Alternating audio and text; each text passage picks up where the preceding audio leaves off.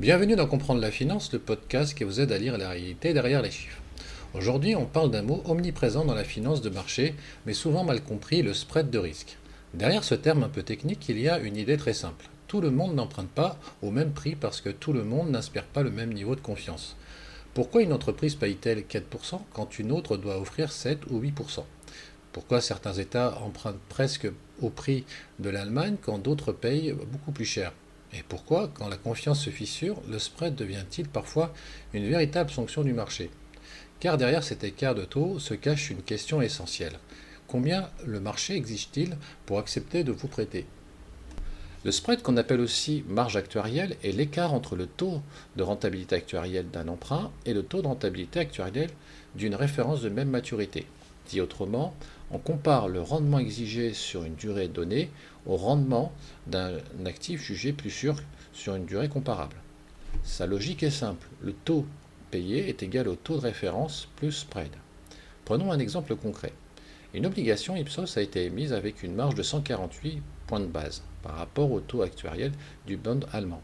Autrement dit, Ipsos a dû payer 1,48% de plus par an que le taux de référence jugé sans risque pour emprunter.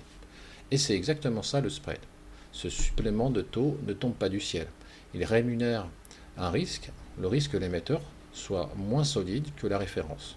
Le risque que sa situation se dégrade. Le risque, au fond, que la promesse de remboursement soit moins certaine. Le spread, c'est donc la prime de risque cachée dans un taux. Et il faut ajouter un point essentiel, le spread est une notion relative. Il ne dit pas seulement si un emprunteur est risqué en soi, il dit aussi comment le marché le positionne par rapport aux autres emprunteurs au même moment sur une même maturité. Autrement dit, le spread n'est pas juste un chiffre, c'est un classement implicite du risque par le marché. Alors pourquoi ce spread est-il si important? Parce qu'il dit immédiatement comment le marché perçoit un emprunteur. Un spread faible signifie généralement que l'émetteur est jugé solide. Les investisseurs acceptent de lui prêter à un coût proche de la référence.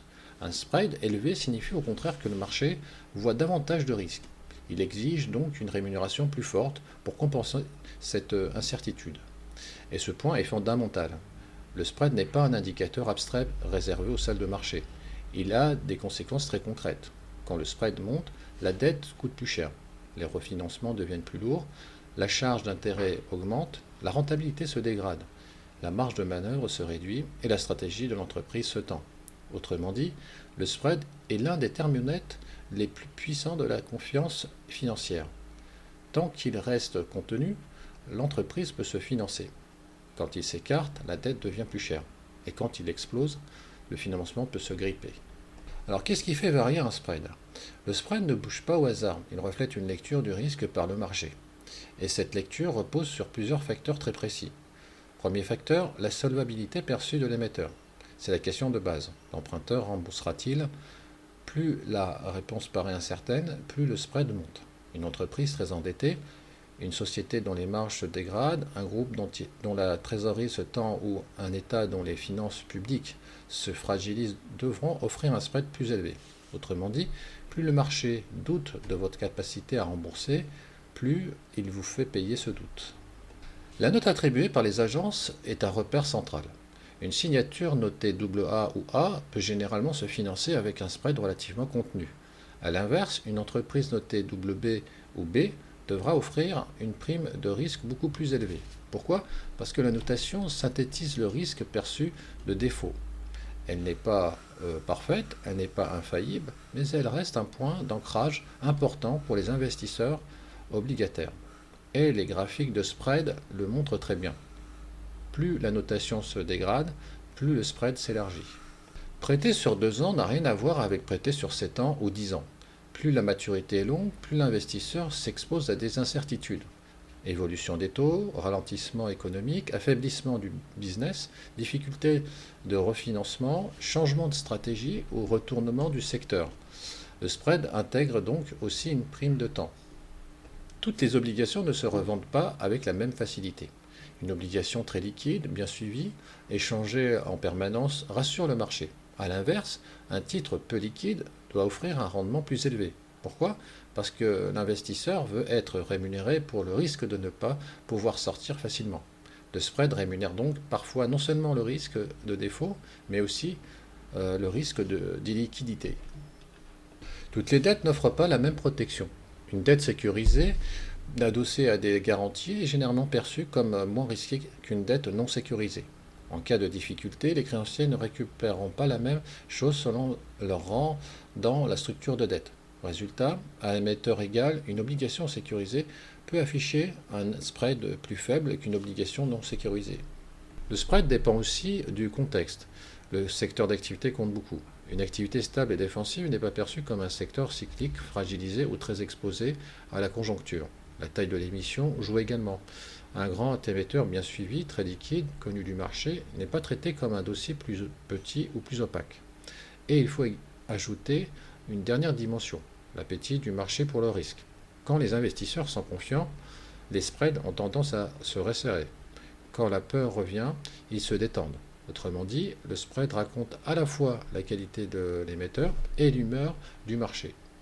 Un spread n'existe jamais dans l'absolu. Il se mesure toujours par rapport à une référence. Et cette référence n'est pas toujours la même selon le type de dette.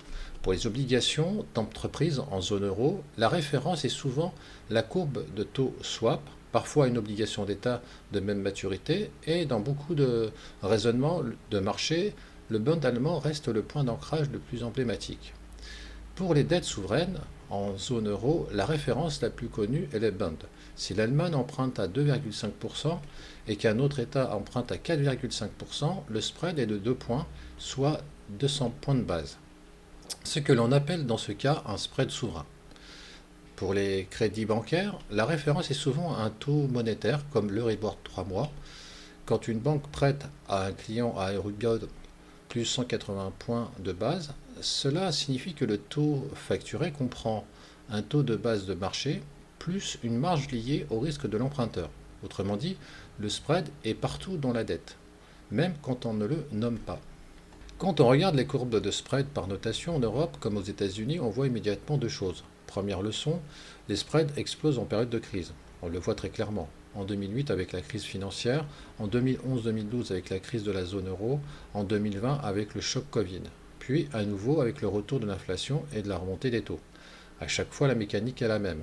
La peur monte, les investisseurs fuient le risque, les spreads s'écartent et le coût de financement grimpe. Deuxième leçon, les signatures fragiles sont toujours sanctionnées plus violemment. Les courbes par notation le montrent très bien. Les signatures AA ou A restent relativement contenues, alors que les signatures B ou B voient leur spread s'envoler beaucoup plus brutalement. Autrement dit, le marché ne vend pas tout de la même manière, il pénalise d'abord ceux qui les jugent les plus vulnérables. Et c'est là que le spread devient redoutable. Parce qu'il ne se contente pas de refléter le risque, il peut aussi l'amplifier. Quand une entreprise déjà fragile voit son spread s'écarter, son financement devient plus cher. Et quand son financement devient plus cher, sa fragilité augmente encore. Le spread devient alors une spirale.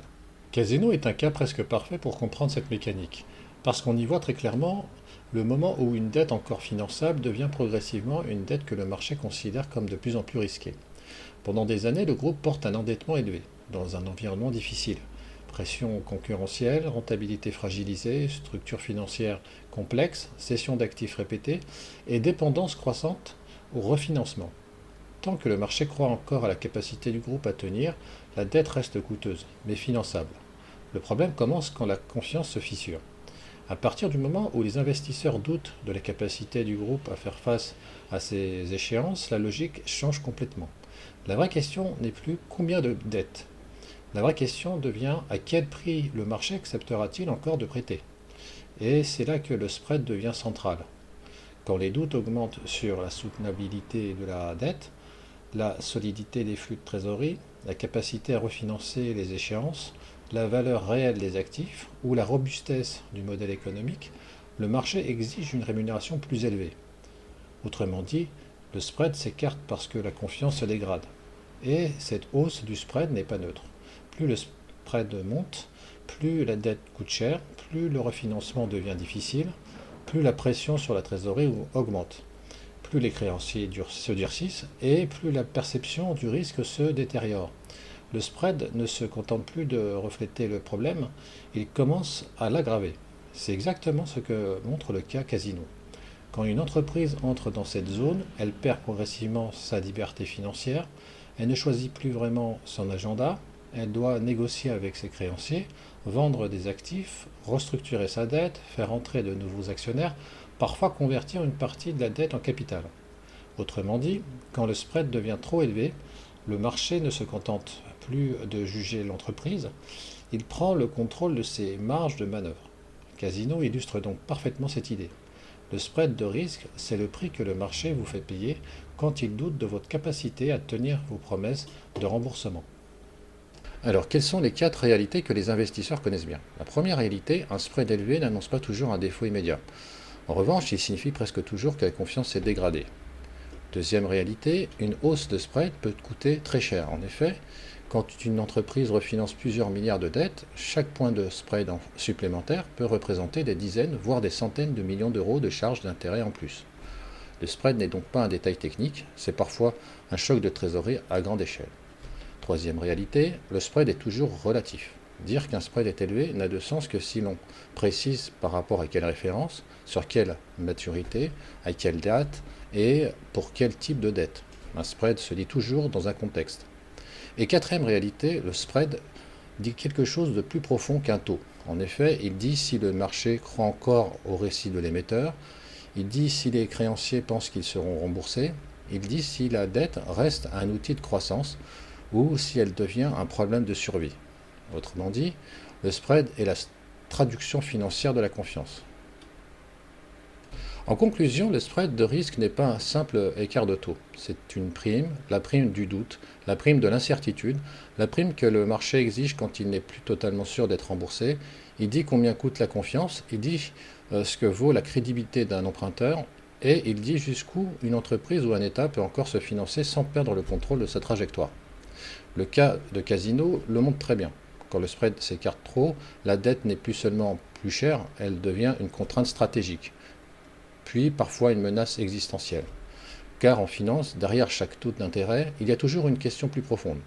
Que vaut vraiment votre promesse de remboursement? Merci de votre écoute. Si cet épisode vous a aidé à mieux comprendre les mécanismes cachés de la finance, vous pouvez soutenir le podcast très simplement en laissant un like, en vous abonnant ou en le partageant autour de vous. Vous pouvez aussi retrouver mon livre sur Amazon, Pilotage de la performance, déconstruire les illusions pilotées avec lucidité. À très bientôt dans Comprendre la finance.